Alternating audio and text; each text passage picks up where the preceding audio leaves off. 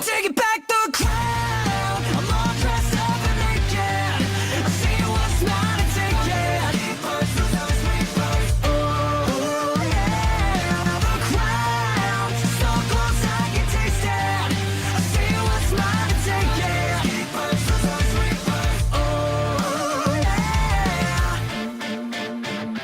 yeah. Got my foot. Yo, what's going on, guys? It's me, the Ninja Reviewer here. Time for another exciting episode review of the one and only Dragon Ball Super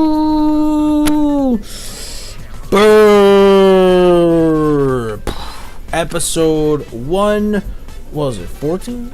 So when Kale and Khalifa fused, and especially when they revealed that they have unlimited power, I bet through everyone's mind they were all thinking, holy Jesus. What is that? What the fuck is that? yo, oh my god, dude. Alright, so with this episode of Super, right, so basically it's a very simple premise. Let's just talk about the fight in hand. Let's talk about Kale and Khalifa actually working together to actually fight off against Goku. Well, first of all, we thought that Khalifa was going to pretty much lose control or berserk mode all over again. That was going to happen, but that's not really the case because Kale was the one that actually held her back. And she's like, look, you're not only my prodigy, my sister, you're my best friend, you know, you're amazing, and I think because of, you know, with you by my side, you know, I can accomplish stuff like that. And, you know, you get that sassy stuff, you know, it's like, it's so weird seeing that female-ish brawly form kind of like crying, and then, like, you know, then finally just, you know, doing that. It's like, it's so weird, but whatever though. So we get the fight going on, and honestly, first I gotta say this. Can we talk about the animation for this week's episode? Dude, I think it was now Toshi and the boys who didn't just animate just one scene. They animated the entire fucking episode. I'm like, dude, ow! Animation's looking on point right now. Like, I'm actually surprised the animation looks this amazing. Like it's bizarre how the amped up in quality Dragon Ball Super's anime got compared to what you would get from normal episodes. Yo, like, I think he animated the entire thing. Unless they got, like, finally all that money for a really incredible all-out budget, like, on some Madhouse Studio shit. Like, that's crazy. Like, the whole episode, there was no flaws. I usually point out flaws. Like, there are certain scenes that don't look really as great, but the animation was on point. It was on point for the whole episode. Like, I didn't see nothing wrong with the episode's animation quality. Yo, I'm like, yo, I'm not watching the same show. I'm not watching Dragon Ball Super. I thought I was watching Dragon Ball Super, man, but I'm not. But no, I am. It's like, what? So, yeah, the animation was just amazing this week. Amazing animation, which I was speechless on how the animation quality. And then the beginning, we didn't even get just the opening. We got, like, a little thing, a preview of what's gonna happen, and then we saw Super Saiyan God. We saw Super Saiyan Red, the red Super Saiyan God. I'm like, what the fuck? I'm like, wait, what?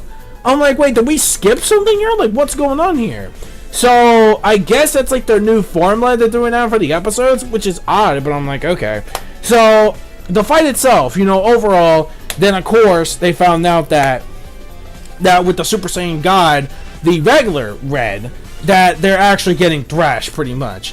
But let's move that aside for a second. Screw that, whatever the hell that is, that Speed Racer looking dude. It's like, yeah, baby, yeah. I'm like Speed Racer up on this, I'm fast as fuck, boy. It's like, yo, I can move at 300, then I can transform. Who the hell is this dude? Like, yo, get this dude off the, yo, you're drunk. No one cares about you, man. Go home. Go the hell home. Go home. Like, this dude, honestly, Frieza should just knock him out of the freaking arena. But he's like, I'm just gonna ignore that because this dude's retarded, so I'm just gonna ignore him. So, okay. And then I like the one scene where Vegeta's like, look, out of all the Saiyans, I'm on the top. I'm like, dude, are you for reals, man? Like, he was telling that shit to Toppo, like, during his little fight, and he's like, look, man, I am one of the top. I am the top Saiyan. Like, do not disrespect me. I'm the top. I'm a prince, man.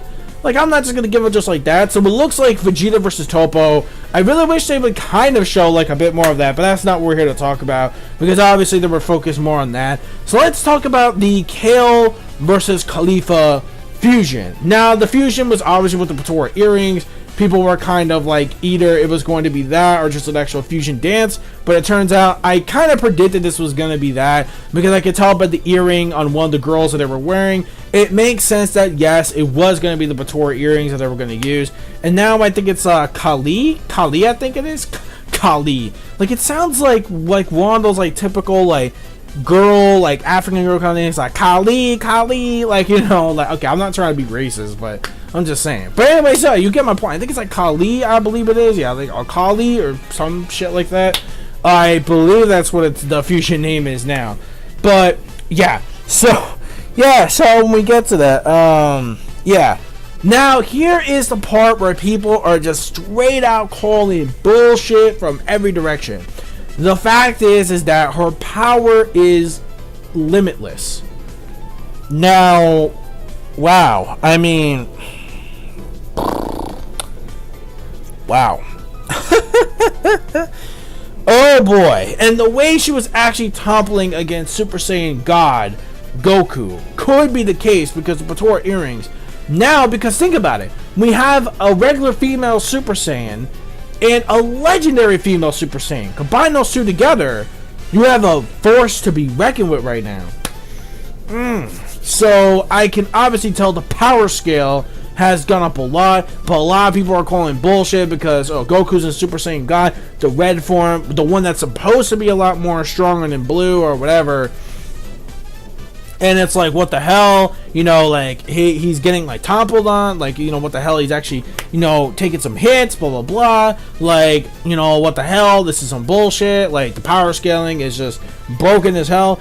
It's not just broken. It just doesn't make any sense whatsoever. So, I know a lot of people are going to actually doubt the episode for that. But everything else was just all like hype altogether though. Like the rest of the episode, you know, was fine. Like the battle coordinations were fine, about all that. So I didn't mind everything else. Like the animation was fine.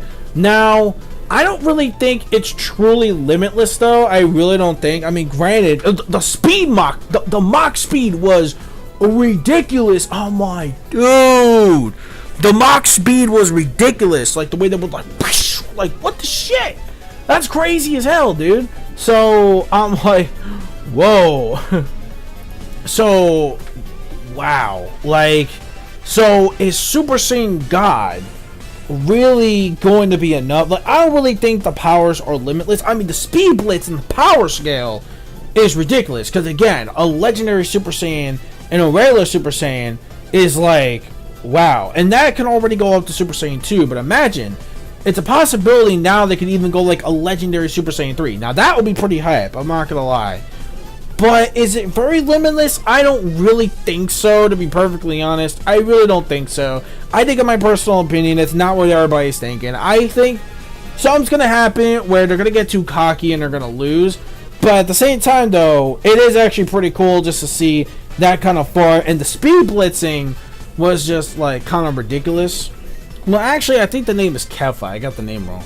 But I did remember seeing the preview for the episode, for the next episode. And it looks like that Super Saiyan Blue is going to go into that Kaioken form, Kaioken Fist. So that means it's probably going to take mostly all that to go Kaioken with Blue, like, you know, he did with Hit and many others, to pretty much take her out. They pretty much, since they're fused into one.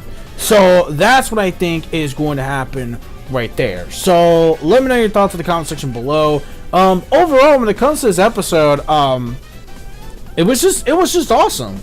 It was just a fight with beautiful animation, and it's definitely one of my top favorite. Again, it's outstanding.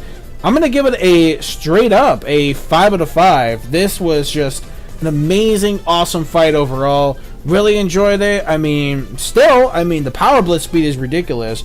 So I don't really think it's gonna be like impossible to beat. I think Goku is automatically gonna beat it.